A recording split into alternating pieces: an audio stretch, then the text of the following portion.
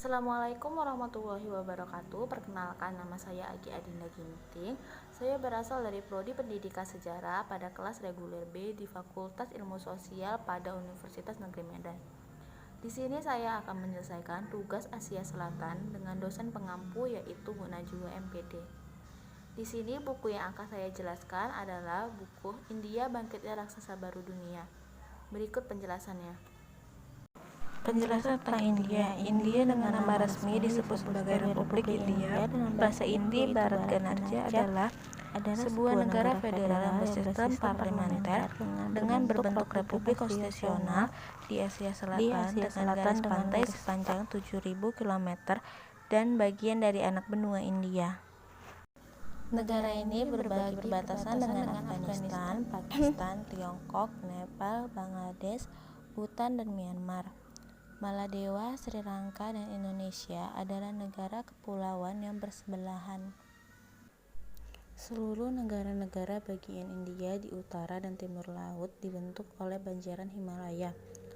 Wilayah lainnya terdiri dari hamparan Indo-Gangetik yang subur. Di sebelah barat yang berbataskan Pakistan Tenggara terdapat gurun Thar. Semenanjung India di selatan hampir seluruhnya merupakan bagian dari hamparan Deccan atau Deccan. Di kedua sisi hamparan ini terdapat dua banjaran pesisir yang berbukit-bukit yaitu Gas Barat dan Gas Timur. India memiliki beberapa sungai besar seperti Sungai Gangga, Brahmaputra, Yamuna, Godavari, dan Krishna. Sungai-sungai inilah yang menyebabkan suburnya hamparan di sebelah utara India sehingga cocok untuk ditanami. Cuaca di India sangatlah beragam, dari cuaca tropis di selatan hingga ke cuaca menengah di utara. Sebagian wilayah di India yang terletak di pegunungan Himalaya memiliki cuaca tundra. India memperoleh hujannya dari monsun. India, bangkitnya raksasa baru Asia. Bab pertama yaitu kekuatan dunia baru. Kebangkitan raksasa baru ekonomi. Mumbai memiliki 14 juta jiwa penduduk, memang penuh kontradiksi. Sejumlah warga super kaya hidup berdampingan dengan jutaan warga yang sangat miskin. Selama ratusan tahun, Mumbai disebut Bombay. Setelah abad ke-14, para pelaut Portugal melihat kota yang terletak dalam sebuah teluk yang indah. Bom artinya indah dan Bay berarti teluk. Sampai tahun 1995 diubah menjadi Mumbai atas desakan partai politik lokal. Mengambil nama Mumba Dewi, Dewi pelindung masyarakat setempat. Setiap tahun Bollywood menghasilkan 1000 judul film dalam 20 bahasa lokal yang berbeda. Bab kedua, maju karena teknologi informasi. Membangun kekuatan ekonomi dari lembah Silikon. Dominasi Amerika Serikat di bidang teknologi informasi lambat laun mulai tergusur oleh hadirnya industri telekomunikasi dan komputer dari Asia, salah satunya India. India merancang layanan jarak jauh. India melihat sebuah daur ulang dari sebuah revolusi ekonomi global. Pada awalnya revolusi industri terjadi dengan terciptanya mesin turbin dan combustion engine. Membangun India Inc. lewat akuisisi global. Siapa yang tak mengenal Infosys, Wipro, dan Tata Konsultasi Service? Beberapa tahun yang lalu mereka lebih dikenal jatuh pandang. Pendidikan teknologi India diakui dunia. Pada 26 April 2005, House of Representatives Amerika Serikat mengeluarkan resolusi berisi penghormatan terhadap penduduk Amerika Serikat berkebangsaan India. Bab ketiga, industri otomotif, film, dan farmasi. Didukung industri komponen. Kemajuan industri otomotif India juga didukung oleh industri komponen yang kuat di dalam negeri. Industri komponen diperkirakan bakal menjadi industri India berikutnya yang kompetitif secara global setelah industri perangkat lunak dengan omset dewasa ini 759 juta dolar Amerika Serikat dari tahun 2004 sampai tahun 2005.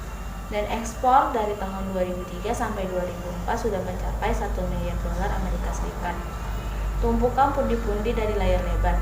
Pada zaman globalisasi ini, barangkali tak ada perempuan muda di Jakarta yang tidak mengenal Shah Rukh Khan, bintang film India terkenal masa kini. Dan bagi perempuan parubaya, paling tidak pernah mendengar Amitabh Bachchan, aktor film India yang tetap eksis sejak tahun sejak awal tahun 1970-an hingga saat ini. Lompatan besar di sektor farmasi. Setelah teknologi informasi dan komunikasi, industri farmasi adalah the rising star dalam perekonomian India. Dan booming di industri ini diyakini bakal menjadi revolusi tahap berikutnya. Industri di India setelah itu ada Business Process Outsourcing atau BPO. Bab keempat, ekonomi dan pertanian. Julukan-julukan unik perekonomian India. Entah itu merupakan simbol kekecewaan atau refleksi rasa frustasi mendalami di India. Ada istilah-istilah ekonomi yang unik adalah istilah tingkat pertumbuhan Hindu atau Hindu rate of growth. Masih banyak PR untuk India. India masih mengidap 25 ekonomi sebagian modern dan sebagian lain tertinggal walau sudah mulai menggeliat. India masih jauh dari tujuan memakmurkan seluruh rakyat, banyak kendala dan hambatan yang harus diatasi. Kiat India meraih keseimbangan alam.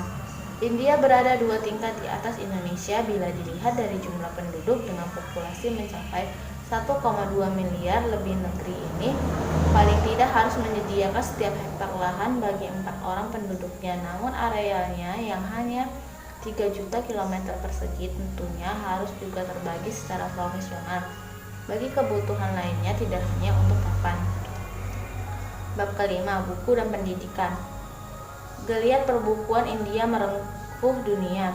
Banyak orang tahu India, terutama Bollywood, adalah salah satu industri film raksasa dunia dan saat ini secara perlahan tapi pasti mata penduduk dunia mulai berpaling juga pada industri kebudayaan lainnya di India, yaitu buku di bawah bayang-bayang kebesaran Bollywood. Industri buku India kini memasuki jalur perdagangan tingkat dunia antara nasionalisme dan liberasi pendidikan. Baru-baru ini terjadi perdebatan antara Kementerian Keuangan atau Ministry of Commerce dan Kementerian Pengembangan Sumber Daya Manusia, Ministry of Human Resource Development, tentang gagasan untuk buka sektor pendidikan India bagi investasi asing langsung foreign direct investment atau FDI. Kerala perpustakaan untuk buku peta huruf. Pandangan umum melihat bahwa fungsi utama perpustakaan adalah menyediakan bahan-bahan bacaan bagi mereka yang ingin menambah pengetahuan atau melakukan riset. Sebagai salah satu negara bagian di wilayah selatan India, perusahaan memiliki arti penting bagi pemberantasan buta huruf. Bab ke-6, sisi lain India. Ironi di balik kemajuan. Di balik kemajuan dan pertumbuhan ekonomi yang luar biasa, perilaku masyarakat India masih banyak menjadi tertawaan orang. Tipu-tipu India menjadi istilah yang masih kerap terdengar. Perilaku berlalu lintas warga yang juga seenaknya tidak disiplin. Sisi gelap India modern. Di India telah terjadi persoalan kekerasan yang berkaitan soal dowry atau mahar. Kemudian terjadi diskriminasi di antara perempuan, yaitu sering dilakukan sistem patriarki yang mengambil bentuk diskriminasi terhadap perempuan, membuat sebagian besar kaum perempuan India harus tertatih-tatih mengejar ketertinggalan dibanding dengan kaum perempuan di bagian lain dunia. Baiklah, kesimpulan yang bisa saya ambil dari buku yang berjudul India Bangkitnya Raksasa Baru Dunia adalah India di masa depan nanti bisa menjadi negara yang maju dan berkembang di kemudian harinya. Mereka memiliki sektor-sektor yang akan sangat menguntungkan di masa depan, yaitu seperti sektor teknologi informasi, farmasi, dan film. Selain itu, perusahaan-perusahaan di India juga semakin berkembang dan maju, membangkitkan nama India. Sedangkan melalui sektor film, India yang menyebar ke seluruh dunia pun dapat mengambil simpati dunia. Kemudian para masyarakat dunia menjadi lebih tertarik terhadap film-film selain film-film India, yaitu seperti buku-buku yang berasal dari India. Tetapi mereka memiliki sisi lainnya, yaitu masyarakat India tidak bisa melakukan penyebaran ekonomi secara merata, sehingga banyak masyarakat yang mengalami kesusahan.